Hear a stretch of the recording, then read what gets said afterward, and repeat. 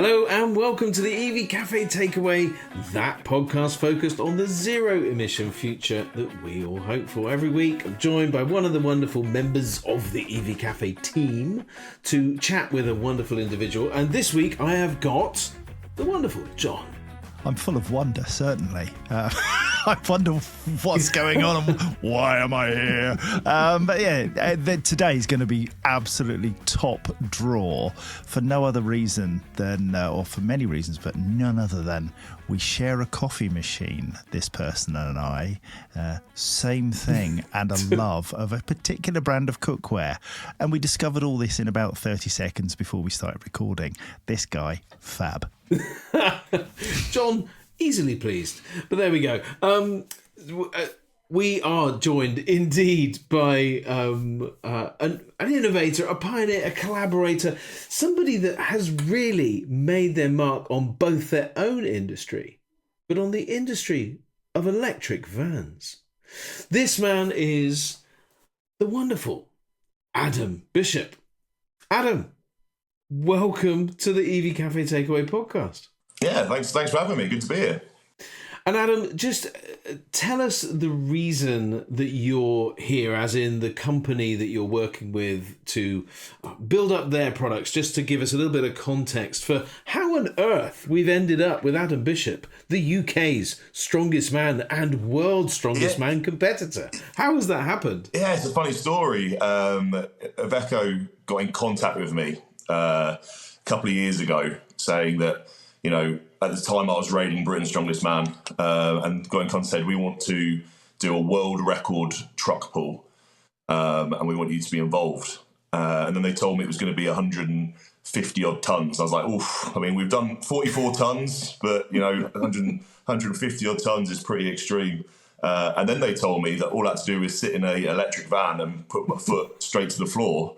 And I was obviously well in for that. So, yeah, we ended up going to an airfield. We had the eDaily, and you know, like that was my kind of first time behind the wheel of an electric vehicle. It was the first time that I'd kind of really had a proper play in one of these things, and it was unbelievable. This thing, absolutely unbelievable. Like the instant power. I mean, I spent far too long getting used to the vehicle, just drag racing it up and down the airfield while they were weighing the tow vehicles out, you know. And the world record, I mean, it was a lot of work in terms of, I think maybe what people don't realise is, you know, how much goes into a Guinness World Record in terms of, you know, weighing out everything. Everything's got to be spot on, and we had the guys there adjudicating, so getting.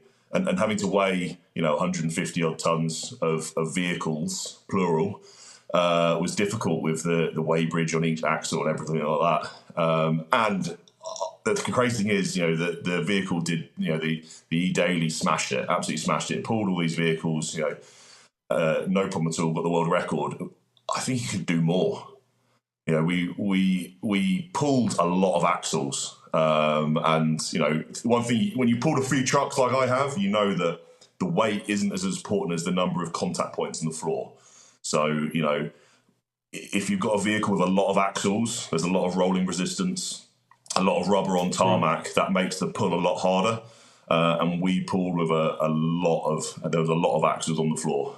So I think, you know, this thing could pull even heavier vehicles. Planes probably would be a good option with less rolling resistance.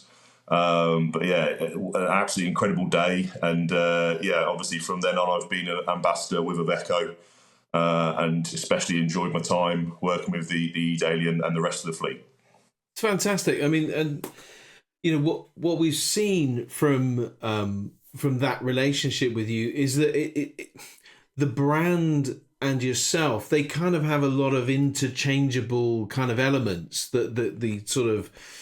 Talk us through, you know, that alignment around discipline, around strength, around, you know, talk us through that, because I think what you do and what IVECO do kind of align beautifully.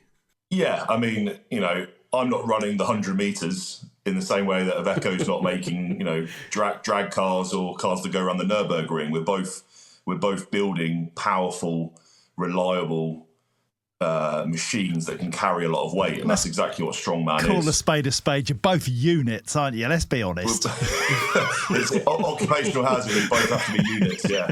And I think, obviously, for years and years, strongman has been about pulling trucks. It's a visual event. It looks fantastic. People can relate of how heavy these vehicles are.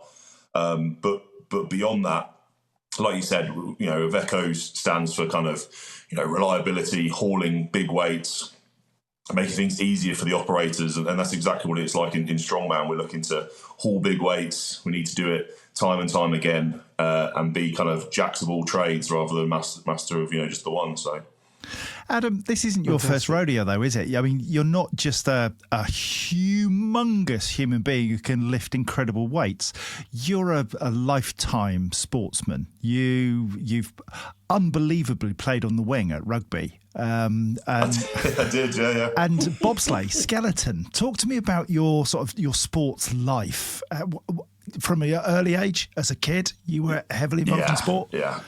Yeah, sports has been everything for me as a kid. Both my parents were very sporty. My dad was playing rugby into his 40s, to the dismay of my mum.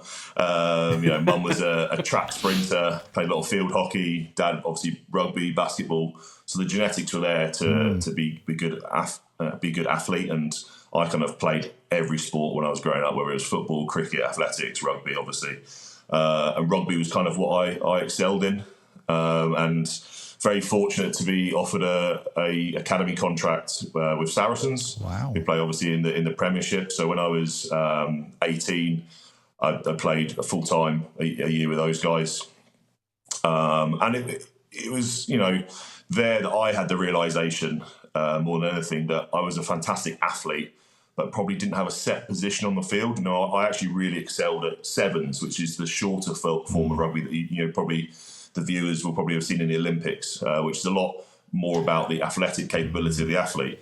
So when it came to 15s, I started off playing in the back row, which is in the forwards, the big fellas. But I was a super fast athlete, so they then transitioned me out to the wing. And after that year playing rugby, I was offered another of the same contract, which is, for an academy player, it's not a lot. But I decided, I'd had a place to study sports science up at Loughborough, which most people know is a hotbed for sport.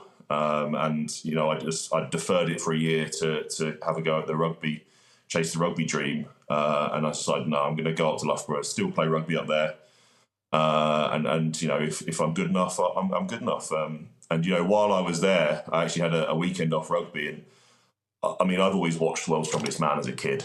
I think most people in the UK have seen it. Absolutely. The guys lifting Atlas stones and pulling trucks and all these crazy things. I absolutely loved it, and I had an opportunity to go and give it a go. And we're talking like this was 2010, and back then, it was like homemade equipment, dusty yards in farmland, just guys moving stuff. And I absolutely loved it and kind of fell into it. And it was at that time that I actually, transitioned out of playing rugby and into coaching. And I was a strength and conditioning coach at Harlequins Rugby Club, which I was for 10 years throughout most of my strongman career. I was full-time strength coach, and obviously doing the strongman things on the side. And it's funny, I saw a lot of academy kids who are the same as me, like, fantastic athletes, but maybe didn't have that set position on the field to really excel at the top level. Like you said, obviously, I even got picked up for some skeleton bobsleigh at one point, where basically it was around the goal for that was to get a gold medal for Sochi, 2014 Sochi Olympics, and I got a letter from UK Sport when I left Saracens as an academy player, inviting me down to a physical testing day. And I went down, and they saw something in me that they thought would be good for skeleton bobsleigh, because it was basically a speed thing. I was quick, and skeleton the reason why Great Britain has put so much money and effort into the skeleton bobsleigh is there's a pretty good. It's a pretty good kind of strong fixed between how fast you sprint at the top and what time you finish with at the bottom. So it's something that the UK, we don't have ice, something we can work on. Yeah. You know, and I was part of that program for a while, but once again, I didn't really fit into that mold either. Most of my other guys who were doing skeleton were a lot smaller. You know, I'm 6'3", and at the time I was 105 kilos, which is about 20 kilos heavier than the next athlete I was working with, which gave me a crazy amount of speed going down the ice, but maybe a lot harder to control. And then, I finally found my sport with strongman and kind of progressed up the ranks through there. One of the things about you and IVECO both is your mindsets. And, everybody sees a big van, a truck, huge thing, do a job, get on with it. And IVECO are can-do people. They don't say, that's a bit tough, I'm not going to do that. You're the same. And I guess an element that sometimes isn't picked up with you is that you have to be mentally really strong to do all of the things that you do and not get setbacks. Like IVECO, they keep going, they keep pushing the boundaries of what's possible. You're the same. There's a really strong mental resilience in you. Have you always been that way, or have you had to learn to be able to deal with the fame, the difficult days, the days when you don't quite succeed? And how do you do that?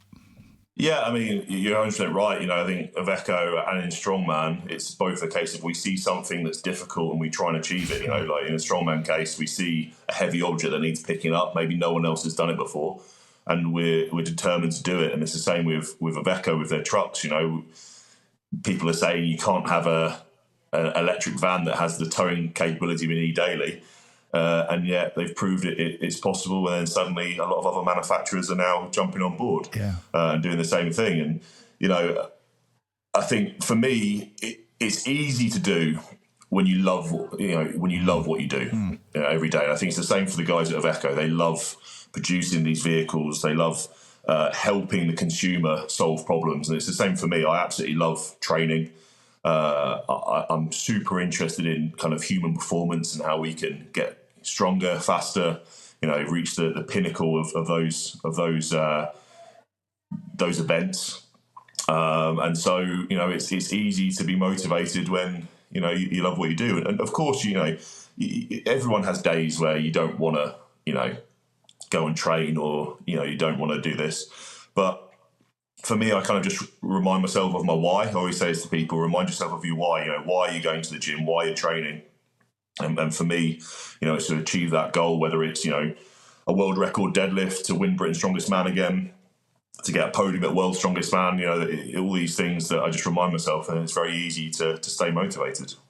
And you're still on that journey. You're still on that journey for your why, that podium, that world record, that's still front and center for you. Yeah, and I think that's one of the best things about strongman is it's one of those. It's very much like golf. It's a countless endeavour. You're always trying to get better. The weights will always get heavier, so it doesn't matter. There's not a case of no one's completing this sport. It's a case of it's not necessarily, yes, we compete against each other, but it's more about competing against yourself. So it's about self-improvement, and I can only lift what I can lift, and one of my competitors can lift what he can lift. It's not like we're in a cage together and we're fighting.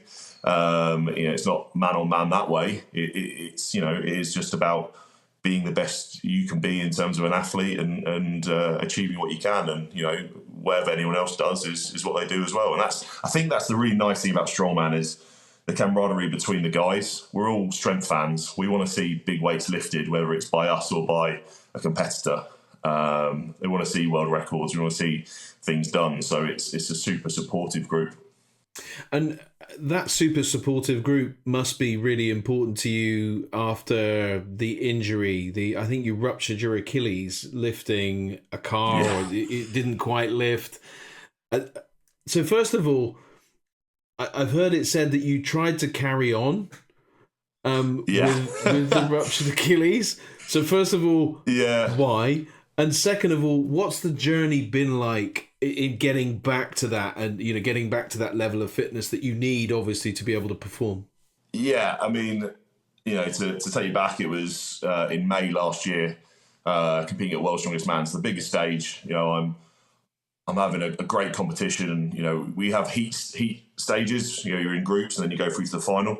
I was doing really well in my group, looking like I was going to be in the final. Just had one event to do, which is the car walk, which is one of my best events. And it's basically exactly as it sounds. We've got a stripped out VW Beetle, which weighed 1,000 pounds, so 454 kilos. With a frame in it that you stand and the floor cut out, and it's like the Flintstones, you pick it up and running with it. And everything went well, picked the car up, absolutely flying, miles ahead of the guy next to me. I did 5 meters and then bang, I heard my Achilles snap. And I've been around them before. I knew exactly what I'd done. But at that point, a bit of kind of panic set in, because I need to finish this event to get through to the final. So I pick it up again and stumble on kind of effectively on one leg for another 5 or 6 meters. And then by that time I'd been overtaken and that was it. And I put the car down and they kind of carried me out of the car and I'd ruptured my Achilles and that was my competition over. And, it happens and, I get back to the UK and I have to have it reattached. I'm very fortunate because obviously my 10 years working in rugby, I tend to know great physios, great doctors. I know which surgeons perform the best surgeries. And so I was able to book in very quickly to get looked at. And but even then we had some kind of strongman problems with the surgery because I was too heavy for them to sedate me and then put me on the table. Because what they usually do, if you go in for surgery, you go into a recovery room, they knock you out, and then they put you on the table in the position. Obviously, I was 155 kilos at the time, so they actually wheeled me in the wheelchair, got me to get on the table myself, and then my surgeon put the tourniquet on my leg, and it wouldn't fit. So he couldn't get the tourniquet tight enough to restrict blood flow. So he had to do the surgery effectively live. And when I woke up, I was really, really groggy, and I'm usually okay with anaesthetic. I've had a couple of surgeries now. And then the surgeon came around and told me what happened, and basically he'd gone in keyhole like they do for these surgeries now. And my tear was a mid-tendon rupture, so he basically pulled the 2 ends of the tendon together and then they suture it. And he did that, and when he tested it, my Achilles, being as thick as it is from the weight training I've been doing, just blew the sutures apart. So then he had to open up the full length of the tendon and then use double thick sutures to suture the tendon together. And then put me in a cast and told me to stay off it as much as I can. And I was in a boot for 10 or 12 weeks. But I was back in the gym in 7 days. As soon as I could get down there, I was back in the gym, training my upper body, doing what I could do, training the other leg, making sure I didn't lose muscle in that leg, just because it's part of my life and it's what I want to do.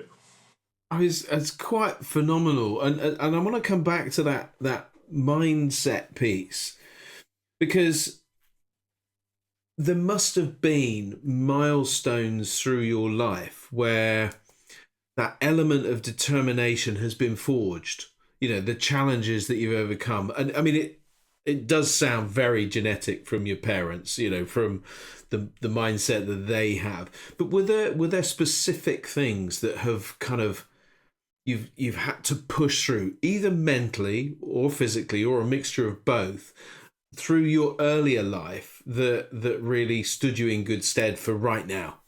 Yeah, I mean, no, I'm not going to stand here and say that I've had like major hardships in my life. I've had a fantastic life. My parents have done a lot for me, but I'm incredibly competitive to the point where I hate losing more than I like winning.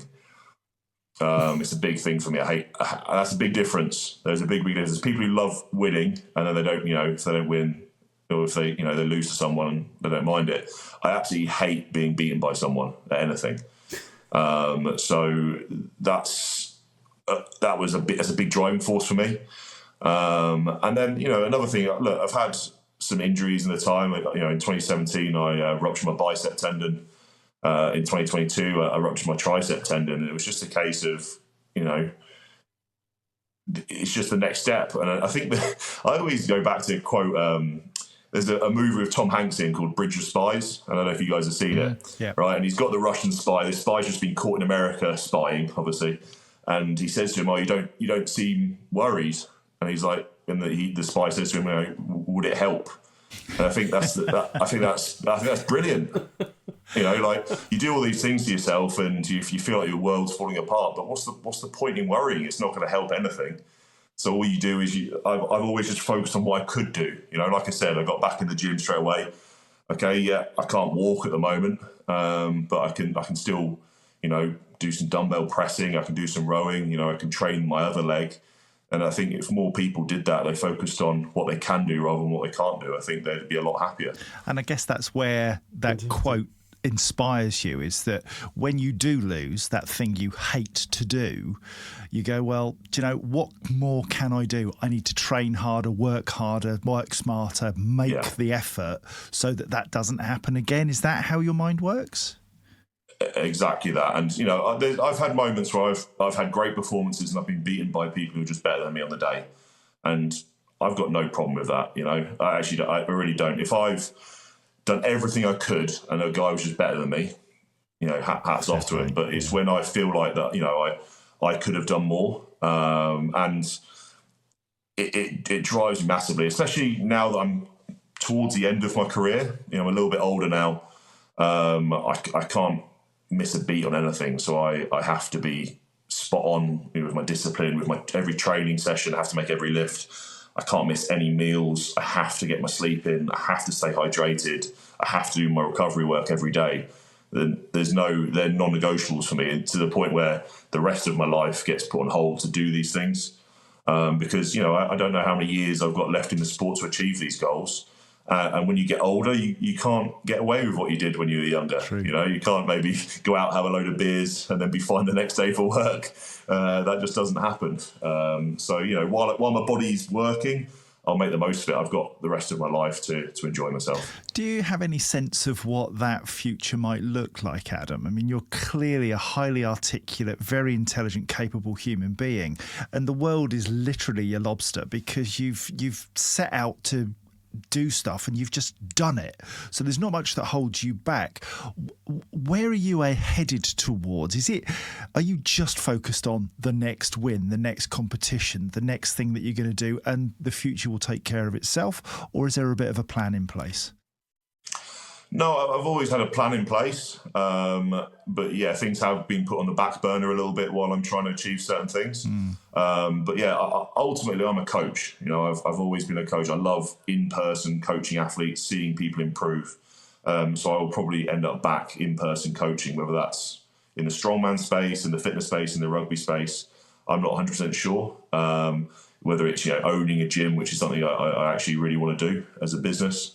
But no, the plan is in place to do it. But I think sometimes to achieve the here and now goals, you have to kind of forget about the future a little bit sometimes as well, and really kind of live in the moment, and not overly think about what the next step is before you've achieved this step. Yeah. Is it lonely? Is it lonely being, because you're quite a solitary person in that your success or failure is driven by you? Does that mean by definition that you're somebody who spends a lot of time on your own and you don't surround yourself with people? Do you have that trusted friend, that trainer, coach, somebody that's able to share the experience with you? Yeah, I mean, my circle is pretty small. Like I said, I could easily, for a full week, not actually see anyone because I train at home. And that's how I like it. I'm not an overly social person, let's say. I've got great training partners, friends who have been through this strongman journey for the whole time, so I bounce ideas off of them, whether they're in the strongman space. I try and get out and go and train in a different gym once a week as well, just to interact with people a little more. But like we said, social occasions with friends, kind of they don't happen. When I'm training for a competition, that doesn't happen. I mean, even to the point where my wife ran the London Marathon a couple of weeks back, and even just going into London, I've got to take all my food with me. Yes. So it's not a case of I'll just grab something when I'm there. That doesn't happen. There's a lot of planning for these events, but I wouldn't have it any other way. Yeah. It's not a hardship for me. It's something I enjoy doing. Yeah. So I'm not going to complain about it. It's just the way it is. Yeah.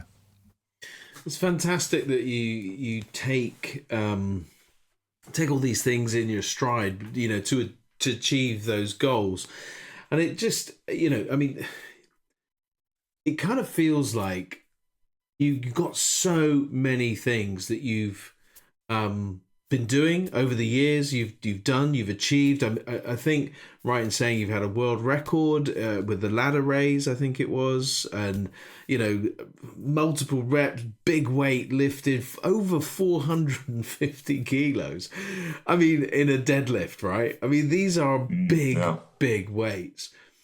With all of that, what are you most proud of in life? I mean, it could be a world record. It could be that deadlift. It could be you met and married your wife. I don't know. What is it that you might be good to say that and something else. But anyway, what is it you're most proud of? Sporting wise, winning the two times Britain's Strongest Man was something I've always wanted to do. And this sport, it's all about levels, So I think when I started off in the amateur ranks, I was winning competitions, and then from 2014 to 2020, I didn't actually win a competition, and that's just because guys, they're all better. It's a higher standard, and then in 2020 winning Britain's Strongest Man, and then to back it up in 2023 and win it again. I'm super proud of that, because that's on a list of the greats of our sport. Household names like kind of Jeff Capes and Eddie Hall, Terry Hollands. These guys who've shaped the sport, and I'm in the same conversation about these guys. That's something I'm really proud of. I'm super proud of the life we've created for ourselves down here, myself and my wife. We're both very. That sounds bad, but we're both very selfish people in terms of, but I think you have to be to do what we do. She's a multiple marathon runner and Ironman athlete. I'm a strongman. They're very selfish endeavours, but it works for us. It definitely works for us. So that's probably the two things I'm kind of most proud of from a life point of view and from a sporting side. And in obviously thinking about your career, aside from the actual work you do, the ambassadorial role that you're performing for IVECO in this case, and maybe others as well, but what is it about that ambassadorial role that you enjoy? Because you've already said that it's actually social settings, because we of course met. I think I had the pleasure of sitting by you with boot and all at an IVECO event together. What is it that you kind of enjoy about that sort of things, or is it something that you do as a business thing because of the alignment? And is there an integrity, I suppose, in the alignment of any brand ambassadorial roles that you do? No, it's working with the people. The staff at IVECO, the guys who work for IVECO, whether it's in the communications or whether it's the marketing or even the guys like, the mechanics working on the big trucks, all these guys, like meeting those people is fantastic, because we all share a passion. Yes, it might be slightly different in terms of a sporting passion or the professional passion, but I like working with companies that are driven. And not only want to support me, but allow me to support them as well. And I think that's the best thing. It's that kind of family feel. You get to know all the guys working for the brands, and you get to talk to them. Whether they're sitting next to managing directors, CEOs, whatever, and have just conversations about the usual stuff. And it's all very kind of down to earth. I think that's really, really nice. I don't think there's many companies where you could sit next to the CEO and chat about what you've had for breakfast that day and how your Achilles is and stuff like that. So it's for me it's building the relationships with these companies that I want to work with. And you've done some fun stuff, haven't you? There was the chainsaw challenge, and That was brilliant. Yeah. Talk us through the chainsaw challenge, because that was a lot of fun, and I think you got beaten. You got outsmarted in that instance. I got outsmarted. It was man versus van, and the man lost. But no, I'm going to hand it to the guys at IVECO. You know, we started working together. We had all these plans about doing these big events and loads of kind of big, truck pulls and stuff like that. And then I go and rupture my Achilles for a year, which kind of, and they were super smart of it. They never once, complained about that. We just changed how we did media wise. And the idea with the chainsaw challenge was, I challenge a guy to cutting through a log as fast as possible. I've got a handsaw, and they gave me a really bad handsaw. I'm not too happy about that. Bad work, man. I thought it could have been better with a decent handsaw. And then he pulls up in his eDaily, plugs in a power saw, a chainsaw, and just rips through the log like it's nothing, and I'm there kind of trying to get through it as much as I can, just full of fire and energy, and I'm beaten by electricity. It was a really fun. We actually did that on the EV rally. Was one of the stages there. We filmed that, and it was it was a lot of fun. A lot of fun doing these kind of little skits and everything like that. And we've done a couple more. But that isn't that brilliant that not only does it celebrate the power of electric, and obviously we're all about that, right? And particularly with the IVECO eDaily and the partnership that we've focused, we're thrilled because it so kind of pushes out the norms and just says that people associate electric vans with weakness, not being able to carry enough, not being able to pull enough, having to compromise, and they come with this no compromise, beating all kind of product, which is fantastic. But not only did they produce a great product, but the mindset and attitude to just overcome in this particular circumstances, to keep going regardless, even with your Achilles injury, and then they just adapt. And I think that's another quality that they and the vehicles all seem to share as well. Yeah, definitely. I mean, that eDaily with the power pack, if you like, in the back, to allow the guys to use tools on the move. You can use the battery of the EV to power their tools to do whatever they need to. It was, another example of overcoming a problem and making things a lot easier for the user. That's one thing I like to do as well. Is obviously I'm always there at the eDaily Mission Awards at the end of the year, where we get to celebrate some of the users and how they use the vehicles. I think that's what I love about the eDailies. It's not like a standard van.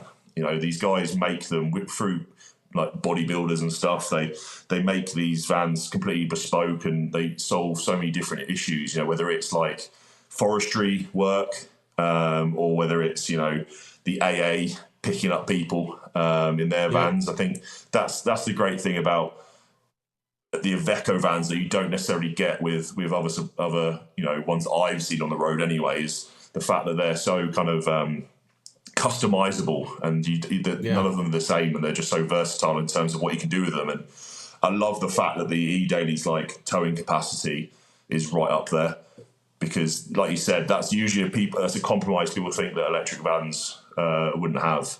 But as I think we proved, it can put a lot more than 3.5 ton. I think so.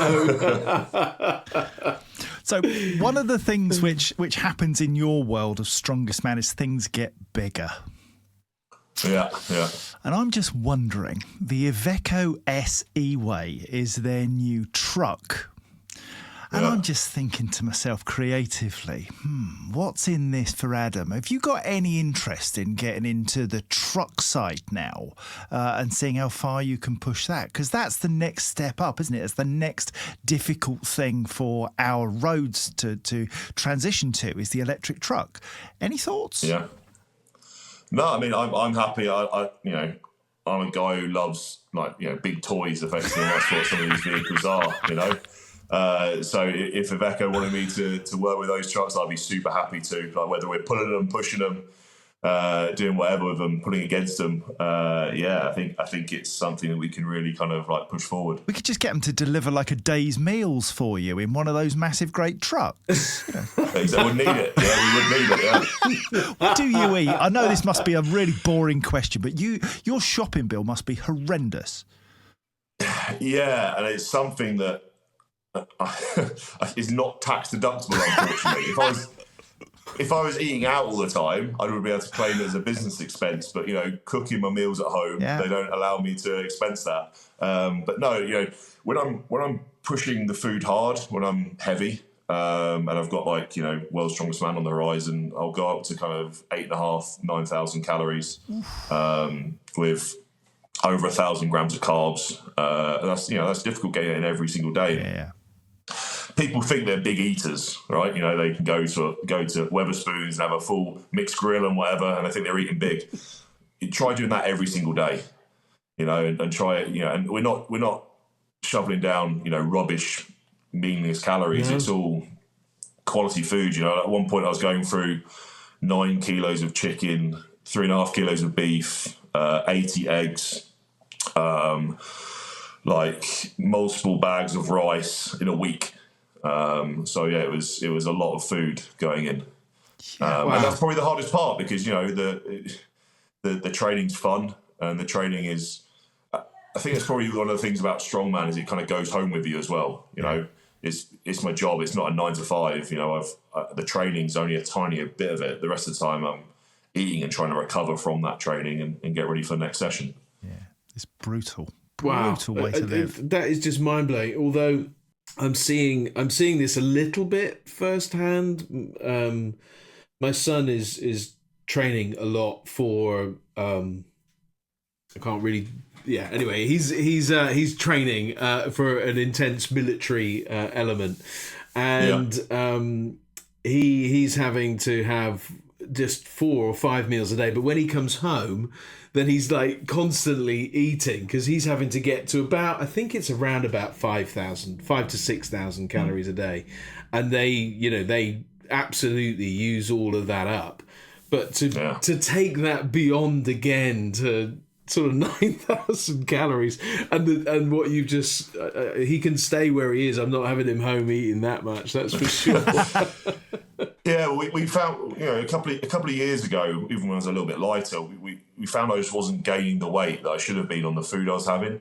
So I actually got my basal metabolic rate tested. And the way you do that is obviously you're hooked up to a spirometer and you breathe, and then they can predict how many calories you're burning at rest. And it was predicted that I was actually burning. If I lay perfectly still all day, don't move, don't do anything, I'll still burn 2,803 calories. That's my kind of first step I got to get to. And then obviously then you've got general movement that burns calories. You've got actually eating the food. Also there's a thermic effect there, so that burns some calories. Then I've got the training on top of that. And then obviously I don't have to have the calories to actually build the muscle. So you can see how it all kind of just steps up in terms of how much food we need to have, because the more muscle you have, the more, muscle's expensive. It's energy expensive, so the more muscle you have, the more calories you're going to burn. You get bigger and then you have to eat even more. And it's to the point where, you get some of these giants of the sport, like kind of Hadthor Bjornsson, who played the Mountain at Game of Thrones. He's having to hammer kind of 10,000 calories just to stay at his body weight, because he's such a huge human. Goodness me. Oh my gosh. It's scary that it must be like training, eating, sleeping. Training, eating, sleeping, eating. Every 2 training. hours. Every 2 hours I'm eating. Yeah, I'm getting a meal in. So, wow. Yeah, that's just the way it is. And like I said, if I'm not leaving the house unless I've got food with me, and I have all my meals planned out, and that's just the way. That's just the way I am. It's not a kind of turn to the wife and go, what should we have for dinner tonight? That doesn't happen. It's, this is what I'm eating. And it's not even dinner. It's, I'm eating at 6 and then I'm eating at 8. Which one do you want to sit down with me for? Gee, do you get downtime? Do you have holidays? Obviously not when you're in the run-up to a competition, but when you go on holiday, do you find it difficult to switch from being that very disciplined athlete to somebody who can truly relax? No, I'll try and take a week fully off in the year where I won't train, I won't think about diet, I won't do anything. I did that last year. Went to France and went fishing for a week, and just chilled out. But if the thing is, if we're going on holiday as well, we're still going to train when we're on holiday. So it's part and parcel. Really, you can still relax and enjoy the sunshine and stuff, but. Yeah, we're still, going to make sure there's a suitable gym nearby that we can train at, just because it's what we enjoy. Yeah. So it's not something I'm trying to avoid for a holiday. It's, but yeah, I'll always try and get at least 1 week off in the year. Well, just won't do anything strongman related, and food wise, I'll just eat what I want. And yeah, you truly are a power couple, aren't you? In every sense of the word. Yeah, I mean, actually, funny story. When we got married and we had our honeymoon, that was one of the weeks I had off, and it was just like, it was so weird eating like what I call like a normal human. So I had like cereal for breakfast, which is unreal, and then I had like sandwiches for lunch. I had like some biscuits with a cup of tea, and then an evening meal we ate out. And that sounds pretty normal for people, but for me, that's bizarre. Just have my breakfast meal without a slab of protein in it is very strange. And the fact there was only kind of 3 meals there, one of them being a sandwich was mad for me. But it was a nice break. Gave my stomach a bit of a break from all the food I'm having to shovel into it every day. So I'm fascinated by this because it sounds like it's almost a real chore to have to eat so much, and having just 3 normal meals. I mean, I sort of imagined that you'd feel ravenously hungry at the end of the day, but it sounds like it was genuinely just a break. It was just a break, yeah. I mean, my appetite at the moment is really, really good. So, I'm having, 6,300 calories at the moment on my high days, and then my low days are just over 5,000, and my appetite's really, really good. I'm burning through all that fuel at the moment, so that's nice. But I know at some point my digestion will suffer and it will get a lot harder. But yeah, it's the usual thing. People kind of assume, it must be great. You can eat what you want.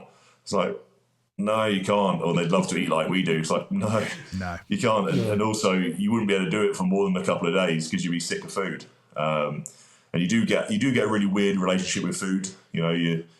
I think anyone who trains will know exactly what I'm saying here. When you start looking at food and you look at the macros, just straight away looking at how many calories it's got, how much protein it's got in it is the first 2 things you look at. Whereas normally people look at a menu and go, okay, I'll have this meal because it looks nice. Yeah. But, if I'm in a restaurant, I'm picking something that I know has got X amount of protein in, X amount of calories in, because that's what I need to eat. Fabulous.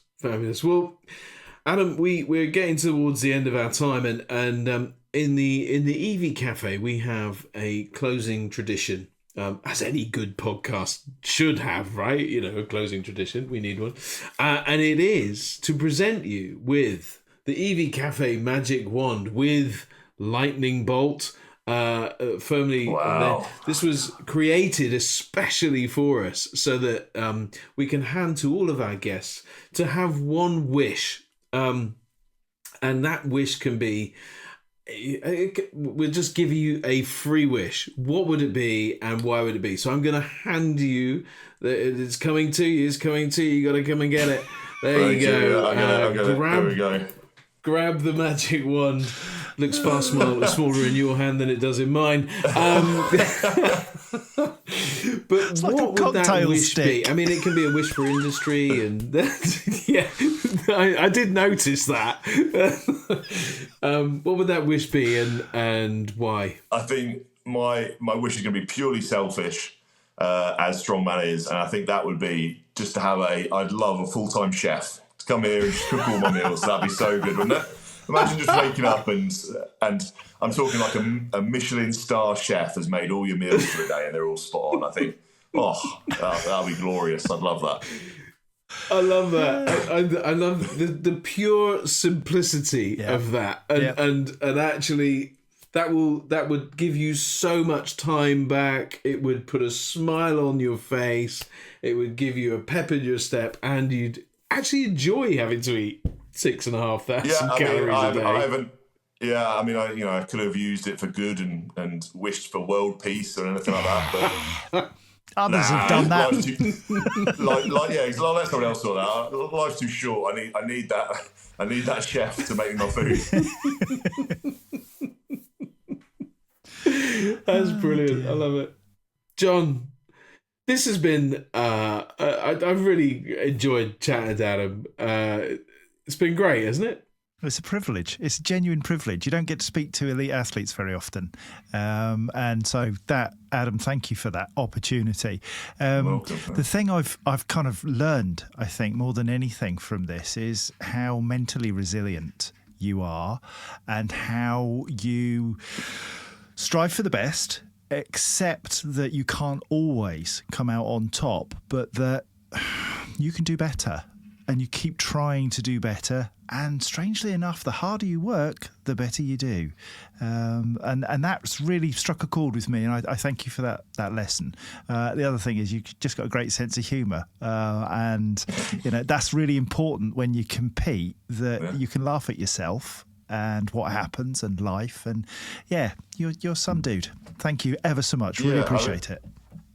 Oh, you're welcome. I mean, like I said, you can't always decide what or choose what cards you dealt, but you can choose how you mentally react to them, and what you do moving forward. I think everyone, whatever walk of life they do, whether it's in sport, in business, always has a choice to be that little bit better if they want to be. It's all in their control, and I think that's probably the message I'd love to pass on to people. Is always strive to improve yourself as much as you can, and don't be apologetic for it. Work on yourself as much as you can. Thanks, Coach. Yeah. That's it. And so what? There's a curious mix here of that single-minded selfishness that you've spoken of, and just kind of like blinkered. There's my goal. I'm gonna go and get it.